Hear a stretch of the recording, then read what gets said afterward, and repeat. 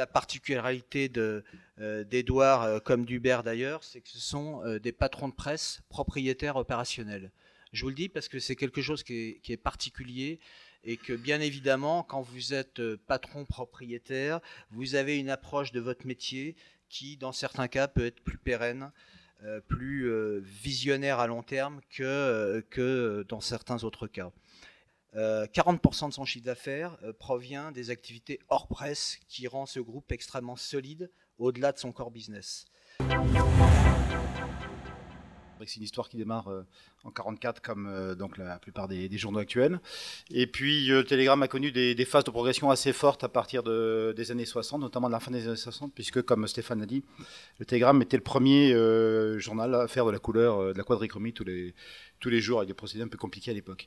Avec deux autres axes de développement, le portage à domicile, donc aujourd'hui c'est près de 80% de la diffusion, et puis l'information locale, une information très détaillée. Et puis une expansion géographique, on doit être le seul journal quasiment à créer en permanence de nouvelles éditions locales. Aujourd'hui, alors on est sur Internet depuis 1996, tous nos efforts portent là-dessus et aujourd'hui on ne sait plus très bien d'ailleurs si on est un quotidien ou si on est une chaîne de télévision ou c'est une vraie révolution dans les métiers de l'information et dans l'organisation globale. Donc Hubert pourra en reparler un petit peu tout à l'heure puisque cette évolution aujourd'hui transforme très fortement nos métiers, nous donne une certaine insécurité, parce qu'en même temps on voit que nos recettes traditionnelles de vente et de publicité sont rognées, notamment de publicité. Le revenu publicitaire du Telegram aujourd'hui ne représente plus que 25% des recettes du journal. Pour assurer notre avenir économique, on a investi dans d'autres activités.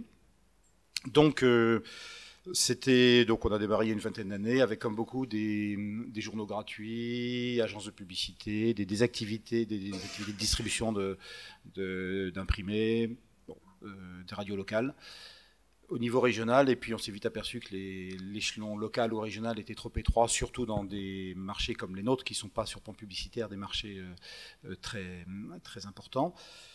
Et donc, on s'est dit qu'il fallait viser l'échelon national. Donc, c'est ce qu'on a fait avec une agence de publicité qui s'appelle Phileas. Puis après, la grosse évolution, c'était Région de Job. Donc, en Région de Job, Job Board, basée à Rennes, qui était donc au départ une société créée par 3 personnes, dans laquelle on est rentré dès les premiers mois, et puis qui s'est beaucoup développé, qui est aujourd'hui devenu un des 3 grands avec Cadre Emploi et Monster, qui est leader en région, qui est leader en audience, et qui a encore des perspectives de croissance.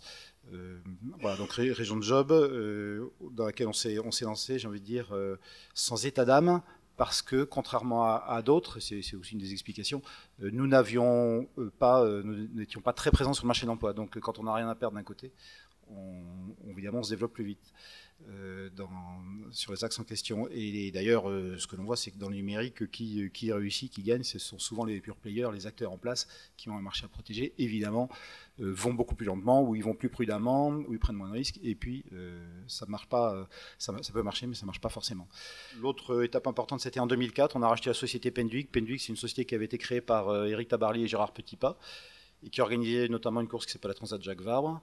Et puis en parallèle, on a racheté la Route du Rhum, donc départ de Saint-Malo, qui est une grosse épreuve, mais qui n'a lieu que tous les 4 ans. Et du coup, on a pré-étoffé un peu le portefeuille, Transat AG2R et quelques autres activités. Et puis cette activité a pris une dimension supplémentaire l'an dernier. On a racheté OC Sport. OC Sport, donc c'est une société qui est basée à Causes, donc sur l'île de Wight, qui a ses bureaux à Causes et à Lausanne, qui fait 90% de son chiffre d'affaires à l'étranger. Donc qui complète bien notre activité de Pendwick, et qui, elle, dont le produit phare, c'est les Extreme Selling Series. Donc Extreme Selling Series, on va vous projeter une vidéo.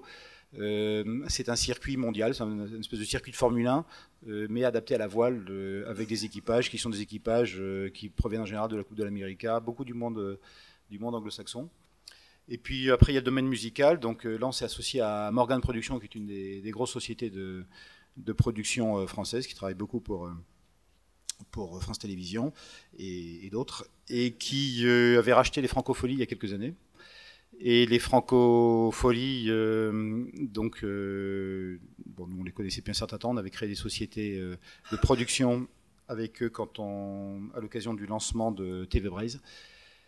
Et nous avions à l'époque, voilà, donc on a gardé les contacts, on a racheté le Printemps de Bourges, donc on a logé dans cette société commune qu'on a créée avec eux, donc dans laquelle on est minoritaire aujourd'hui.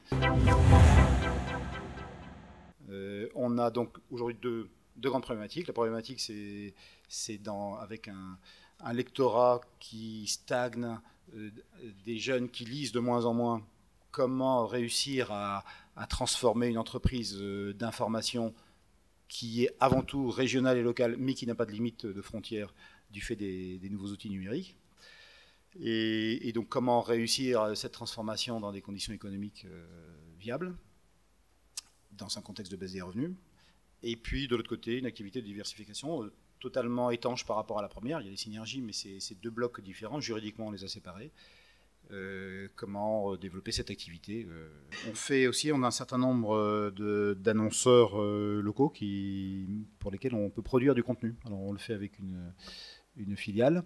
Donc produire du contenu, traditionnellement c'était pour le journal interne ou puis pour le site internet. Et puis maintenant c'est l'animation de réseaux sociaux, c'est ce qui se développe le plus. Et ce qui se développe le plus aussi, c'est la vidéo. La problématique traditionnelle, ça a toujours été de déringardiser la PQR, trop provinciale, pas assez chic dans les milieux parisiens, pas assez tendance.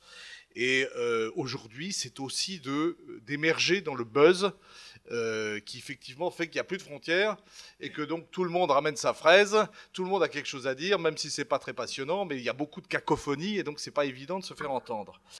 Les facteurs positifs que je vois pour la PQR aujourd'hui, c'est d'abord que nous vivons, c'est peut-être triste, mais un communautarisme accru.